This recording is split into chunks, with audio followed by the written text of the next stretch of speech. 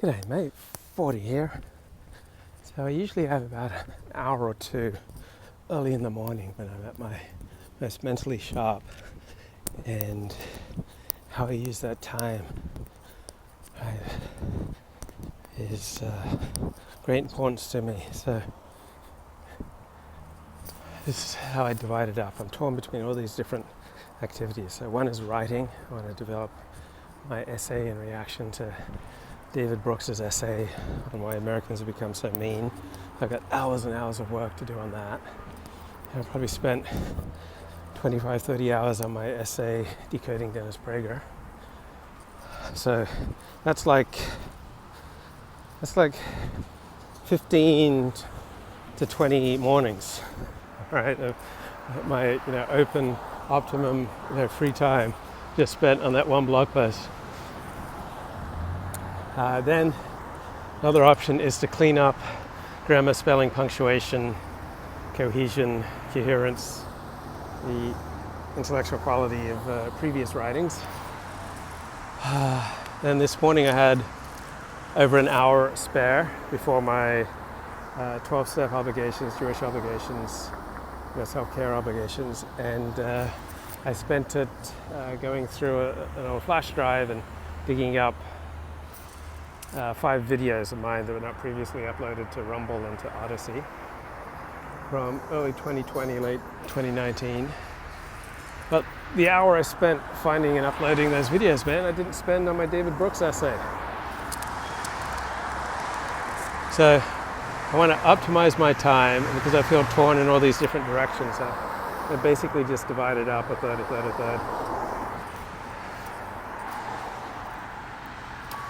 Optimizing is really hard to do with relations with other people.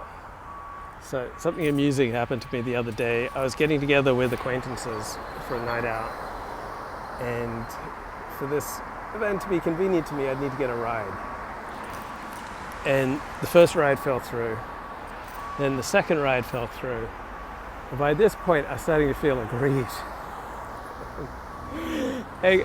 But that, possibly normal, but here what was abnormal, and this is what was particularly sick about it, I was enjoying feeling rejected and aggrieved.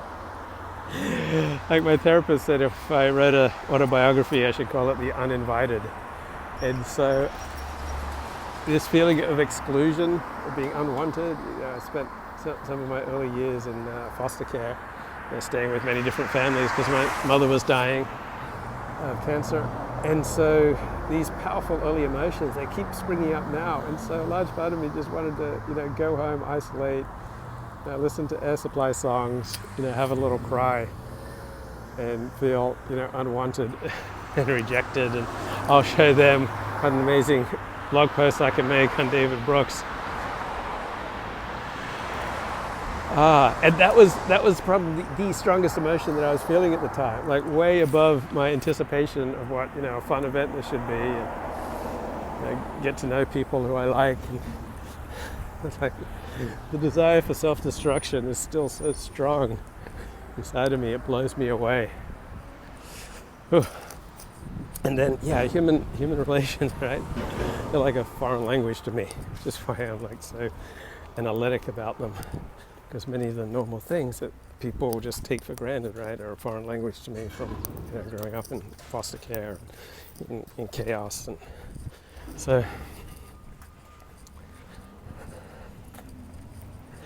you can't optimize your relations with other people like you can optimize the time you spend on your own.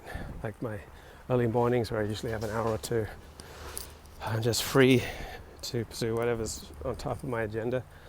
Can't really do that so easily with other people because they have their own conflicting demands, and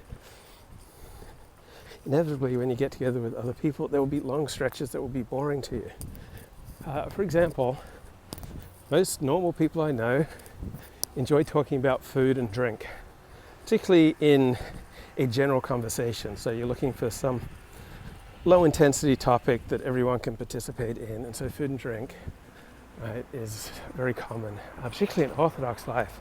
Seems like maybe it's just because I spend so much time in Orthodox life, but feels like Orthodox Jews can just spend hours talking about food and drink, and it's just no interest to me. But the things that I want to talk about are high intensity, controversial, people rending, splitting, divisive topics like sex, politics, religion, hot button issues, non-PC observations about reality, and the types of things I talk about on the show. That's what grabs my attention. But it's not really appropriate talk for many different social situations. But if you endure the boring talk, you can get some good talk that might lay the foundations for like deeper, more say one-on-one interactions. So my natural tendency is to spend way too much time isolating. So I have to push myself and fight myself to spend more time in social situations, which means enduring often a lot of boring conversation for the payoff of sometimes some scintillating conversation and a building of a foundation for, say, deeper relations or more just convivial relations. It's hard to optimize human relationships the same way you can optimize the time you spend on your own.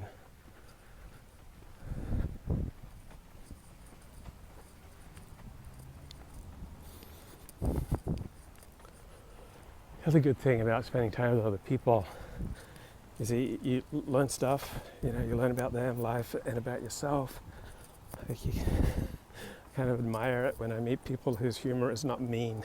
My humor is often quite mean, quite shocking. I'm 57 years of age, and still a very large part of me resonates with wanting to be as shocking and offensive as possible, just pushing people's buttons. Like pushing them to reject me or testing them, are they really going to be, a friend to me? So it's an incredibly self-destructive impulse. It runs very strong, runs very hot within me. And yet I can see other people with a very similar sense of humor to mine, but they deploy it in a non-showy, non-confrontational, non-repulsive, non-repellent, pro-social manner. It's like, oh man, I can learn from them. Then here are two other extremes that I'm very prone to in socializing. One is to try to hog attention. And then the other is to not participate. Right? I'm there, but I'm not participating because I've said to myself, well, I'm tired of trying to hog attention to myself, so I tend to go to one extreme or the other. And like, who was that like? It's like my father. My father had almost no interest in being part of any social interactions in which he was not the focus.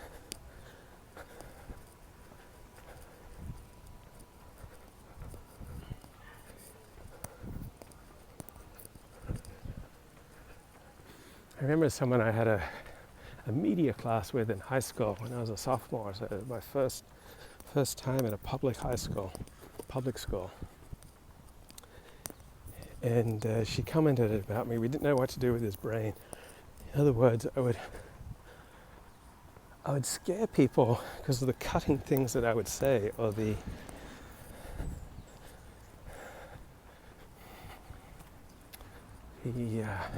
high tension causing things that I'd say, the provocative nature of what I'd say, like always pushing, provoking, trying to commandeer the room. Or some of it's just my sheer love of wordplay, which I probably get from my Irish ancestry. I love playing with words, I love having a laugh. So it's not all malicious. Right? Some people like to play basketball, I like to play with words.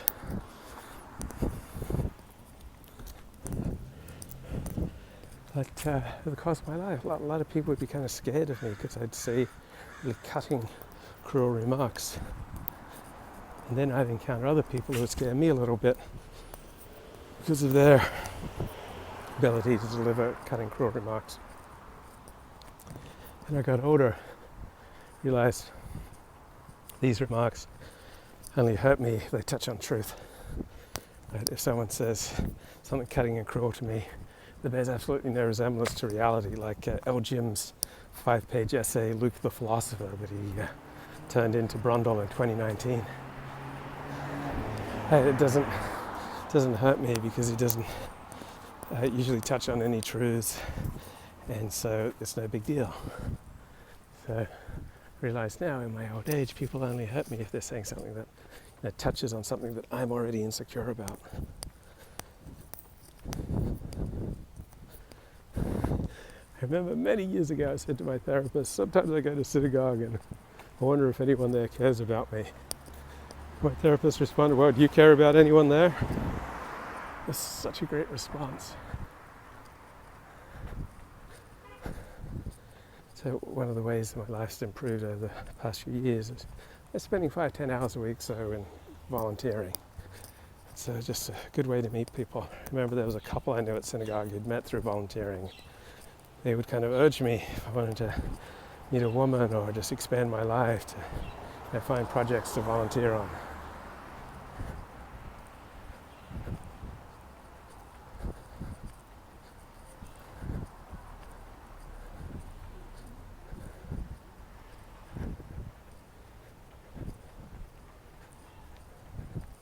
So my natural tendency is to isolate way too much, so to overcome that, I also have to overcome the anxiety that comes with interacting with others, becoming vulnerable to them, such as asking for a ride. Like, I tend towards an overly stiff interaction pattern where I want interactions on my terms. And so negotiating relationships, right? You can't relate to people unless you negotiate with them. And there's constant negotiation and compromise and vulnerability. Right? People will get to know you, get to know your weak points, vulnerabilities that you may try to avoid, try to block out, deny. Then through interacting with others, they confront you right in the face. You can't deny them anymore. Like I'm reading a great book. And it sounds like the dumbest book you've ever heard of, but it's called The 6 Pillars of Self-Esteem by Nathaniel Branden. So one of them is consciousness. Like, what would my life look like if I were 5% more conscious? What would my life look like if I had 5% more integrity? Like if I was 5% more aware of, say, the other people in my life and what they need or want from me? What would my life look like if I was 5% more accepting of reality, of myself and other people? What would my life look like if I had, say, 5% more purpose and direction?